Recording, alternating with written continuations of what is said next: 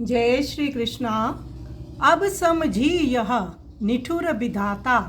श्री सूरदास जी का ये पद है। श्री सूरदास जी के शब्दों में कोई गोपी कह रही है, सखी अब मैं समझ गई कि ये विधाता बड़ा निष्ठुर है।